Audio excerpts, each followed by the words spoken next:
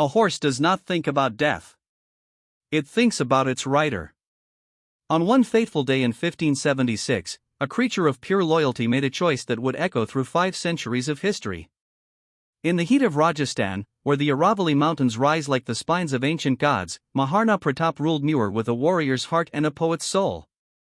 He was born into the Sisodia clan, a dynasty that had never bent its knee to foreign crowns. But the Mughal Empire under Akbar was sweeping across Bharat like a monsoon, consuming kingdom after kingdom. By 1576, Pratap stood alone. His kingdom was threatened. His treasury was depleted. His people looked to him as a shepherd looks to a ram, hoping for protection, fearing the worst. This was the man who would ride into the Battle of Haldighati. And beside him rode a horse named Chetak. Not just any horse. The most legendary horse in Indian history. Chetak was no ordinary mount.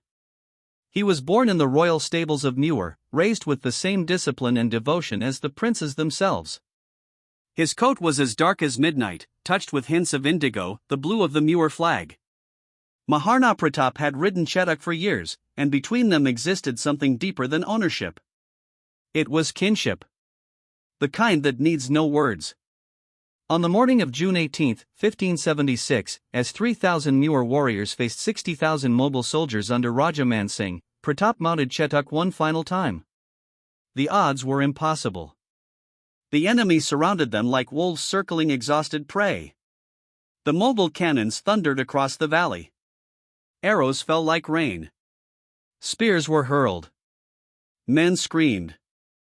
And through all of this chaos, Chetak carried his master through the thickest fighting, weaving between enemy soldiers, dodging sword strikes meant to end Pratap's life. That day, Chetak became more than a horse. He became a guardian. As the battle raged, a Mughal commander named Mir Bahar, one of Akbar's most skilled soldiers, spotted Maharana Pratap fighting through the melee. He charged at the Muir king with a lance, desperate to capture or kill this symbol of Rajput defiance. The lance struck true. It pierced Pratap's arm, tearing through flesh and bone, drawing blood that stained both man and saddle. Pratap's vision blurred. His strength began to leave him. The wound was severe. Staying on the battlefield meant certain death either from his injuries or from the overwhelming enemy forces closing in. Pratap knew this. But Chetak knew something else. The horse beneath him sensed what his master needed before Pratap himself understood. Survival. Freedom. A chance to fight another day. With incredible instinct, Chetak turned sharply, breaking away from the fighting and galloping toward the edge of the Haldighati Pass, toward the ravines and streams that cut through the landscape like scars of salvation. Then Chetak saw it. A wide stream, perhaps 15 feet across, swollen with recent rains. Impassable. Impossible. Behind them, Mughal cavalry thundered closer, their hooves shaking the earth. There was no bridge. No shallow crossing. No way around. Chetak did not hesitate. A horse carries only instinct and loyalty. Chetak carried both. He gathered every muscle, every reserve of strength, and leaped. Through the air, carrying his wounded master, defying the laws that governed earthbound creatures. He landed on the far bank. But the arrow that struck him mid-flight, the arrow meant for Pratap, had pierced his chest. Chetak was mortally wounded. Maharana Pratap held his bleeding horse, stroking his neck one final time as Chetak collapsed beneath him, his great body heaving, his dark eyes dimming. The horse had given everything. The master was alive. Within hours, Pratap reached the safety of the mountains, where his supporters sheltered him and tended his wounds.